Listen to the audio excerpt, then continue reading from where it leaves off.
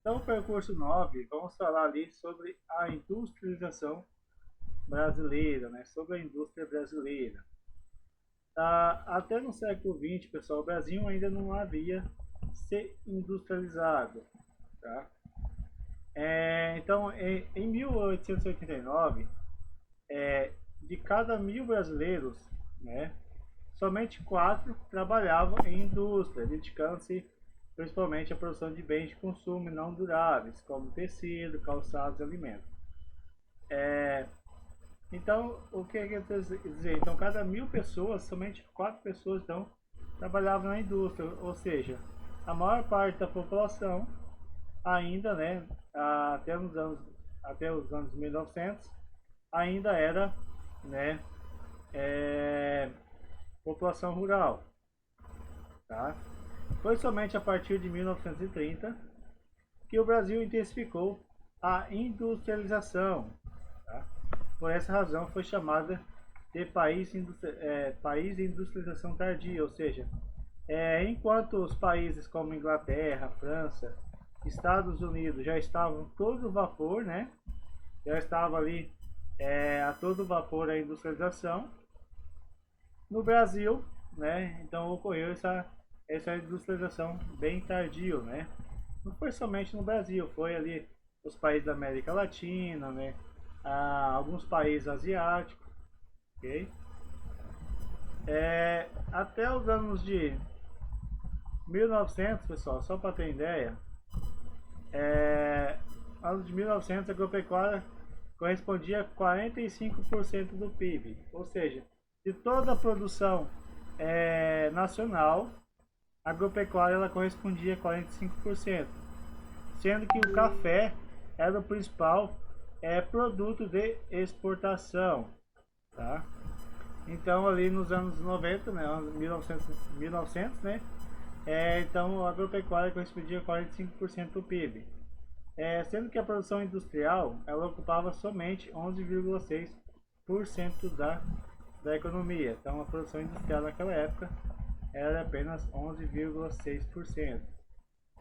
É, Lá nos anos de 1907, o Brasil apresentava então cerca de 3 mil, né, um pouco mais de 3 mil indústrias. Já nos anos de 1920, parte dos ganhos obtidos, né, com a venda de café passou a ser investido na criação de bancos e de indústria. Então, a partir dos anos 1900, né, inicializou ali um processo de industrialização, um pouquinho mais devagar, né, é, mas, mas ali começou então a inicializar ali a industrialização. É, O professor, Oi. prof- Então, ali nos anos 1920, então há um crescimento, né, de 13,1 sobe para 15,7% da participação das indústrias. Ocorre uma pequena queda ali, né, nos anos ali seguintes, tá? Ali nos anos seguintes, em 1930, os cafeicultores perdem seu poder político, tá? Então, o governo e os investidores se voltaram para a criação de indústria. Então, a partir daí, inicializa, né, um investimento pesado em indústria, tá?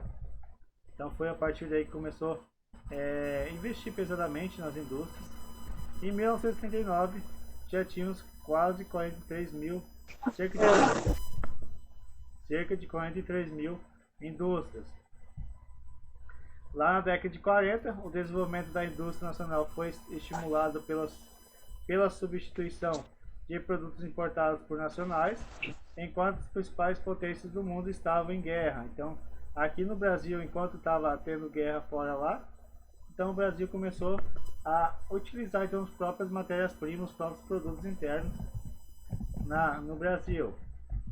Em 1941 foi fundada então a primeira siderúrgica nacional, né, em Volta Redonda, em 1941. E assim, seguinte, né, vamos dando continuação na próxima página ali. A Primeira Guerra Mundial ocorre lá em 1920, então vocês podem ver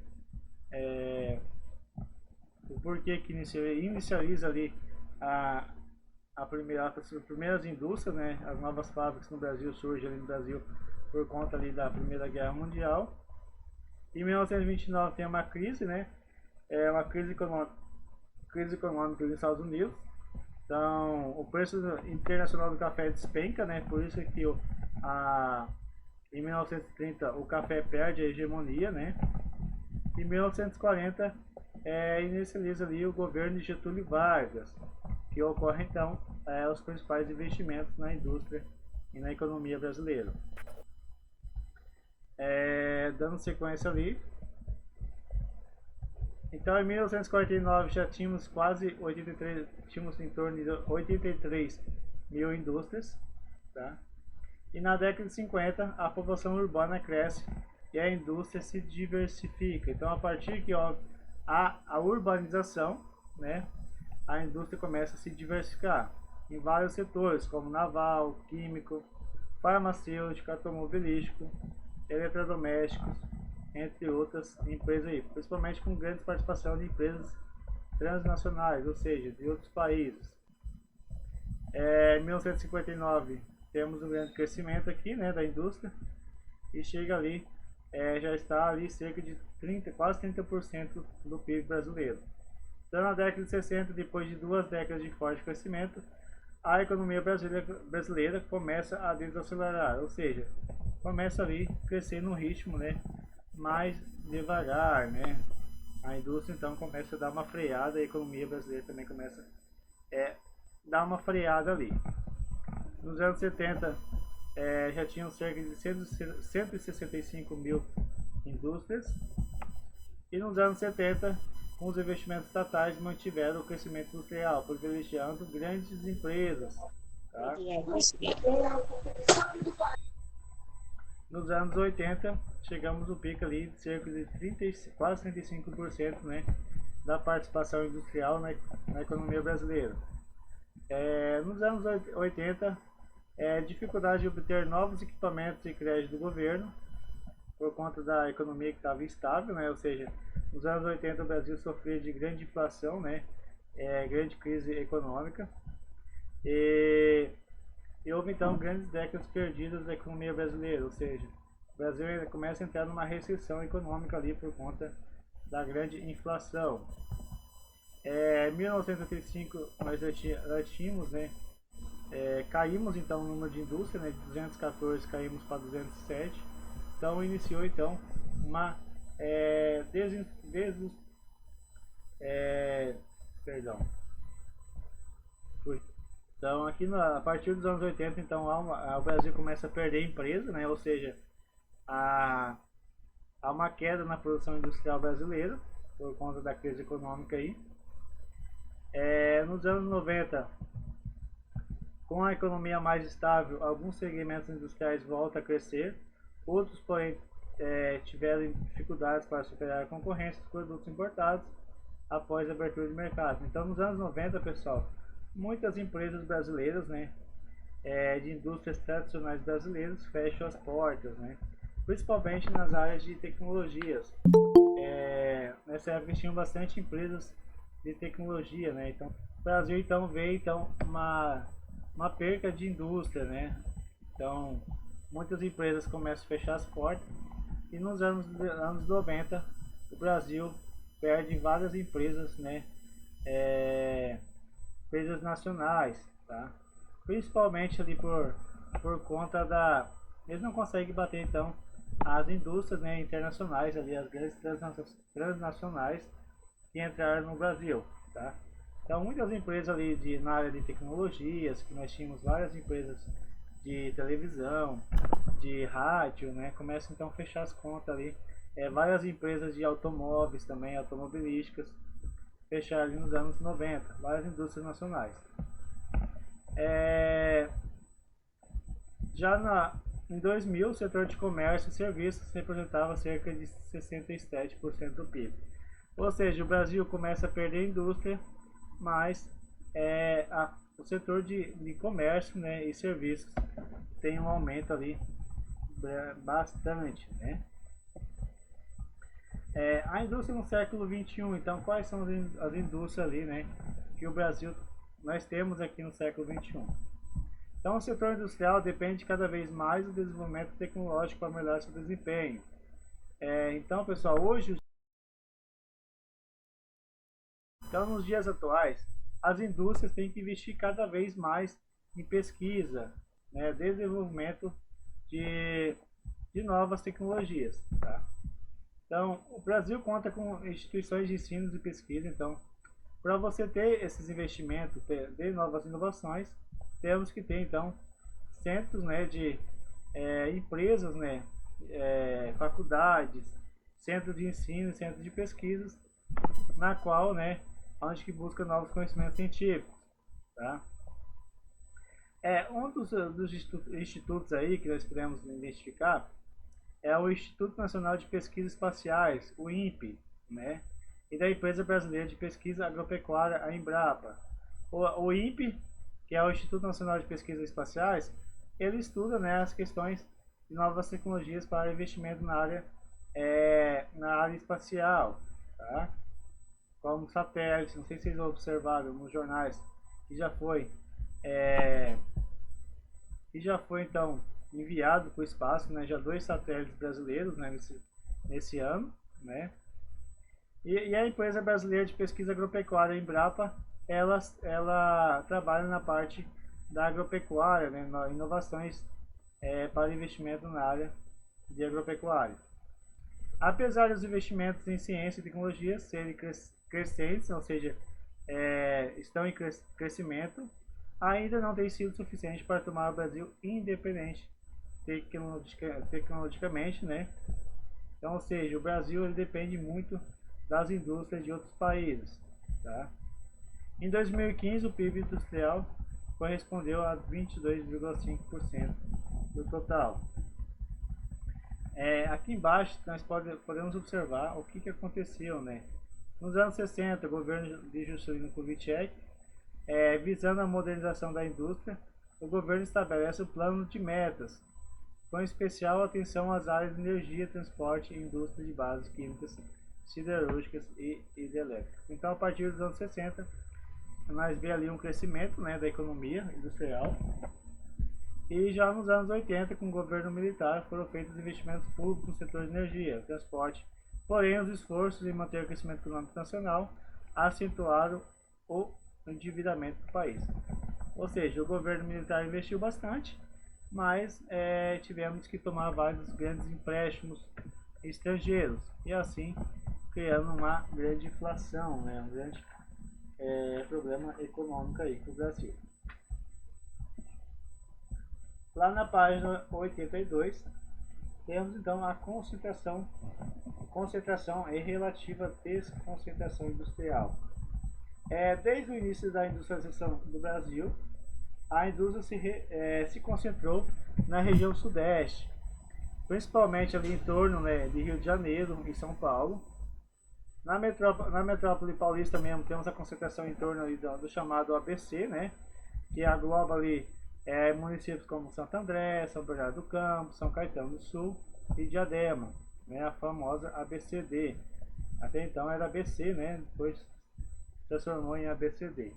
Tá? Então ali São Paulo, pessoal, desde os anos 50, né, é o principal motor econômico do Brasil, tá? Então o Sudeste ali, que engloba desde São Paulo, Minas Gerais, Rio de Janeiro, é o principal centro, né, do motor da economia brasileira, tá? Então ali a partir dos anos 50 intensificou a implantação de várias indústrias aí, né? Principalmente em eixos rodoviários, tá?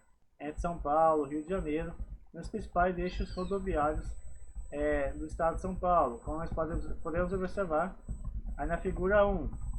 Então na figura 1 nós temos ali a industrialização a partir dos anos 73, ou seja, inicia ali a partir de São Paulo e começa, né, a percorrer sentido as principais rodovias, tá? Faz ligações aí de São Paulo com os outros estados. Então começa a abranger vários eixos, né? Presidente Dutra, eixo da via Presidente Castelo Branco, entre as rodovias aí. Então começa a se espalhar no estado de São Paulo. Então a partir desse momento, pessoal, a partir dos anos 80, anos 90, inicia então a desconcentração industrial e a sua começa então a a mudar, né, vamos dizer assim, essa questão da indústria começa a mudar para outros locais. E por que que isso ocorreu? Por que que ocorreu essa mudança da indústria para outros locais? Houve então políticas industriais, né, principalmente ali no regime militar. Então, durante o regime militar, instituiu-se diversas políticas de industrialização, planos econômicos de desenvolvimento dirigido à descentralização industrial. Descentralização, pessoal, é quando ocorre então a mudança, né, vamos ver, a retirada dessa indústria que está centralizada no local e começa a irradiar para outros locais do Brasil, tá? Então isso que é descentralizar. Foram realizados investimentos em infraestruturas essenciais para a criação de polos industriais, destacando-se a exploração de minérios, como de Carajás, Trombetas, Caraíba, né, e Patos, em Minas Gerais. Então começa a investir, pessoal, em várias minas, né, de exploração de minério. Então o Brasil necessitava ali no momento de fontes, né, de fontes de minério, de fontes de riqueza e também de portos para exportação. Então começou a investir em vários locais, tá? Como a exploração de minérios, como em Carajás, investimento em portos como Itaqui, no Maranhão, em Tubarão, no Espírito Santo, surgimento de petroquímicas, né, como em Camaçari, entre outros ali, como investimento em indústria de automobilísticas em Betim, em Minas Gerais. Então começa ali a descentralizar, ou seja, São Paulo estava ali sufocado até o momento, né? Então era o olho, né? Todo mundo queria então ir para São Paulo nesse momento. A partir do governo militar, então o governo militar falou: vamos investir em outros locais para tentar tirar esse sufoco de São Paulo, vamos tirar esse sufoco. Então foi investido em vários locais do Brasil para que a indústria começasse a se descentralizar. Então, outra questão também que surgiu aí foi a elevação dos custos de produção. Por que que inicializou essa descentralização, tirada da indústria de São Paulo, da região metropolitana ali de São Paulo? Por conta do alto custo, né? Então, a região metropolitana de São Paulo perdeu vantagem na produção industrial para outros estados. Isso porque passou a apresentar altos custos produtivos, né? Resultando de um conjunto de fatores como congestionamento, impostos, salários mais altos. Então tudo isso influenciou também nessa descentralização, tá? Saída dessas empresas. Aqui na figura 2 temos aí Brasil, empresas industriais em 2016. Então vocês podem observar aqui na legenda, né, nesse infográfico aqui, nesse gráfico, a importância de cada estado ali na quantidade de indústrias. Podemos perceber que São Paulo é onde está localizada a maior parte das indústrias, pois vemos Minas Gerais e Rio Grande do Sul, Santa Catarina e Paraná entre os principais centros produtivos industriais do Brasil aí, tá? Então ocorre ali a partir dessa descentralização, outros estados então inicializam ali a ter a indústria, né? Empresa... Oi. Falado ali, por que houve essa descentralização? Primeiro, as políticas públicas, né? As políticas na época do governo militar incentivou outras empresas, né? Depois, a elevação do custo da produção na região sudeste também foi um fator que ajudou a descentralização. E outra questão também, tem a questão da guerra fiscal. O que é guerra fiscal?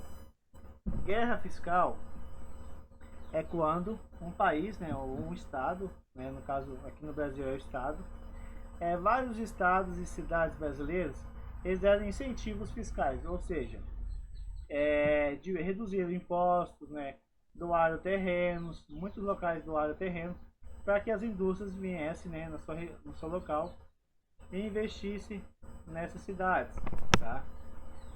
Então houve ali uma guerra fiscal entre os estados, né? Alguns estados com algum poderio melhor, né? Então deram terrenos, entre outras coisas aí, tá? Então a partir dos anos 90, vem ocorrendo atração de indústrias para fora da região sudeste. Então, por que vários governos estaduais e municipais de outras regiões do Brasil estão dando então incentivos fiscais, doação de terrenos, como eu falei, com infraestrutura, saneamento básico, entre outras questões. Então, a chamada guerra fiscal, somada às outras causas de desconcentração industrial apresentadas, ajudaram então a explicar a atual distribuição da indústria brasileira. Então, hoje, se temos uma indústria, vamos dizer, relativamente descentralizada, foi por conta desses três fatores principais aí, tá? Primeiro, incentivos do governo federal, pelo governo militar. Depois, elevação de custo de produção. E por último, a guerra fiscal. Então, esses foram os três principais fatores aí. No século XIX, já a partir durante o século XIX e parte do século XX, um dos fatores que diferenciava os países do mundo em desenvolvimento, subdesenvolvido e em desenvolvimento, era o nível de industrialização por eles alcançado. Então, ali, as técnicas de produção que impulsionaram, né, a industrialização nesses séculos assumiram por volta da década de 70.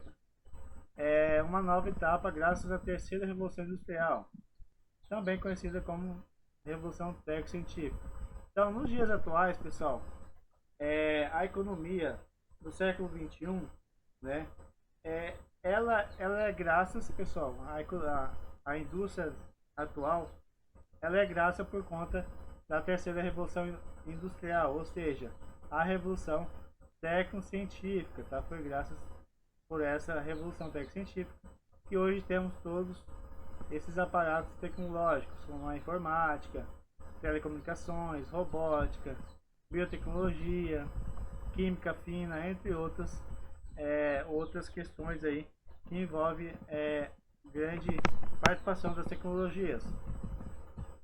Tá? Então, a atividade industrial ela é considerada um motor, ou seja, é um motor do desenvolvimento econômico e social dos países, tá? Durante os séculos 19 e 20 e passou a disputar a importância com conhecimento sobre as técnicas. Daí se falar hoje em economia de conhecimento. Então, hoje a economia, né, atual, ela está bastante diversificada, né? Ou seja, quanto maior o grau científico, né, vamos dizer assim, no país, maior capacidade, né, de novas indústrias se instalar no seu país. Então, se o Brasil investir bastante em área de pesquisa, teremos aí no futuro, né, uma maior participação de indústrias variáveis, tá? Aí na página 85, né, o Brasil e a economia do conhecimento. A inserção do Brasil na economia do conhecimento ainda é modesta, se comparada aos grandes centros mundiais de produção. Então, apesar que o Brasil é um dos países que mais investe em setores, né, de pesquisa, setores de conhecimento, ainda, né, ainda é bem modesto em relação aos outros países, tá? No país, as pesquisas são realizadas principalmente em universidades e instituições governamentais. Então, no Brasil, o principal faculdades, os principais centros educacionais são realizadas então essas pesquisas principalmente em centros governamentais.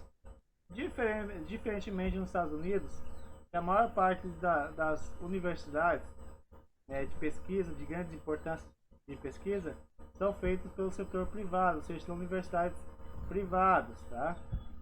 E não somente empresas estatais ou governamentais, como aqui no Brasil. No Brasil, os pesquisadores de instituições governamentais enfrentam diversos problemas, entre eles a escassez de recursos financeiros, porque o Estado brasileiro não dá conta, né, de investir tanto em pesquisa, né, e a ineficiência dos órgãos públicos para autorizar a aquisição de materiais. Então, além da escassez de recursos financeiros, temos também a ineficiência, ou seja, a má gestão dos órgãos públicos. Então, temos várias faculdades, né, que houve aí várias questões, né, de rombo fiscal, de roubo de dinheiro, né, má gestão. Então, infelizmente, as faculdades e os órgãos públicos sofrem bastante essa questão de má gestão do dinheiro, tá? É investido, né, é enviado o dinheiro, mas não é investido nos locais certos, tá? Alguns parques científicos e tecnológicos do Brasil.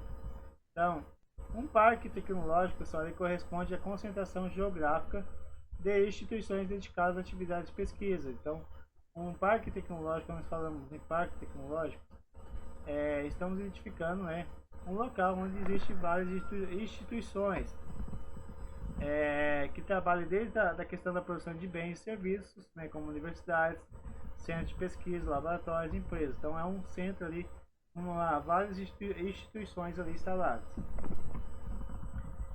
Aqui na figura 4 temos ali a Brasil, né, distribuição espacial de parques científicos e tecnológicos e de universidades e institutos federais em 2013. Então, observando ali no mapa, vocês podem observar então que a maior concentração, né, de parques tecnológicos está ali na região sul e sudeste, né? Então vocês podem identificar ali, além de faculdades, parques científicos, né, estão ali localizados principalmente na região sudeste, por conta aí do alto nível industrial aí dessa região, né, e algumas concentrações ali na região nordeste e centro-oeste aqui. Então aí a região norte é a região que tem menos, né, tem menos participação científica aí no Brasil, tá? Vocês podem observar aqui.